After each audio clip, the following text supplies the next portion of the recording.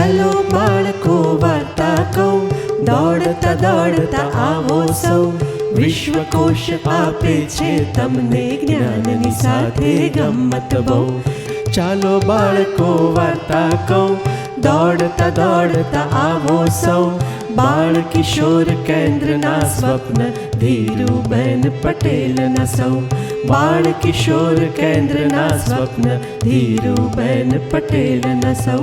ચલો બાળકો વાર્તા કહું, દોડતા દોડતા આવો સૌ. વિશ્વકોશ આપે છે તમને જ્ઞાનની સાથે ગમ્મત બહુ. Good morning. આપણી આજની વાર્તાનું નામ છે વાતનું વતેસર. એક વખત થયું એવું કે બિલાડીબેન એમના ખાટલામાં ઊંઘતા હતા.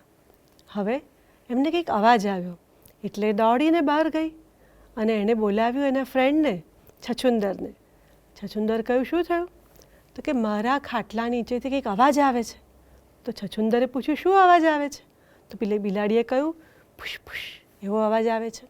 છછુંદર કહે, ઓકે, હું કોઈને બોલાવી આવું છું. છછુંદર દોડીને આગળ ગયું અને આગળ જઈને એણે જોયું તો એક વાંદરું મળ્યું. એણે વાંદરાને કહ્યું કે વાંદરા વાંદરા ચલ, આપણે હેલ્પ કરવાની છે.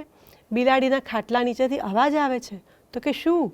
તો કે ફીશ, વાવ એવો અવાજ આવે છે. વાંદરું કે આ તો પ્રોબ્લેમ છે, ચાલો આપણે બીજા બધાને ભેગા કરીએ. બંને જણા આગળ ગયા. રસ્તામાં મળ્યું ભૂંડ. ભૂંડને કહ્યું કે ચલ ચલ, પેલી બિલાડીના ખાટલા નીચે કંઈક અવાજ આવે છે, કંઈક વસ્તુ હોવી જોઈએ. તો કે શું અવાજ આવે છે? તો એણે કહ્યું, વાવ હું આવું. દરેક પ્રાણી એક એક અવાજ એમાં ઉમેરતો ગયો. આગળ ગયા. ભૂંડભાઈથી આગળ જઈને એમને એક ઝરખ મળ્યું, હાઈના. હાઈનાને ભૂંડભાઈએ કહ્યું કે ચલ, બિલાડીના ખાટલા નીચે અવાજ આવે છે, કંઈક હોવું જોઈએ પ્રાણી. ઝરખે પૂછ્યું કે શું અવાજ આવે છે? હાઈનાએ પૂછ્યું શું અવાજ આવે છે? એટલે પેલાએ એક બીજો અવાજ ઉમેરી દીધો. એ ઝરખ આગળ જઈને ગયું હાથીભાઈ પાસે. હાથીભાઈને કહ્યું કે બિલાડીના ખાટલાની નીચેથી આવો અવાજ આવે છે. અને એણે એક ચોથો અવાજ એમાં ઉમેર્યો. બધા પ્રાણીઓ એક એક અવાજ ઉમેરતા ગયા અને ક્યાં ગયા? સિંહ પાસે. સિંહ જંગલનો રાજા હોય. રાજાજી રાજાજી ચલો, પેલી બિલાડીના ખાટલા નીચે અવાજ આવે છે, કંઈક હોવું જોઈએ. હાથીભાઈ કે ચલો સિંહભાઈ. સિંહભાઈને, હાથીભાઈને, ઝરખને, ભૂંડને જેટલા પ્રાણીઓ હતા ને બધા મોટું સરઘસ કરીને, સરઘસ તો ના કહેવાય, મોટી સેના લઈને ગયા અને બિલાડીને કહ્યું કે બિલાડી બિલાડી બહાર આવ, તારા ખાટલા નીચેથી શું અવાજ આવે છે, કંઈક ભયંકર પ્રાણી હોવું જોઈએ.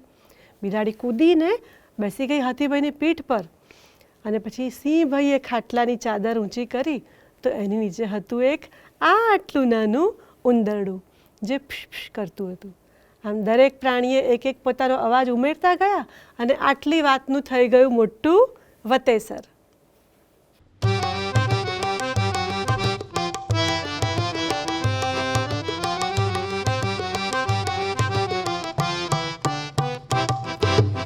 એક સવારે દફતર જોતા મુન્નીને એમ થાય, એક સવારે દફતર જોતા મુન્નીને એમ થાય, સાવ અકારણ સાવ અચાનક આજ રજા મળી જાય. સાવ અચાનક સાવ અકારણ આજ રજા મળી જાય. આજ સ્કૂલ નથી જા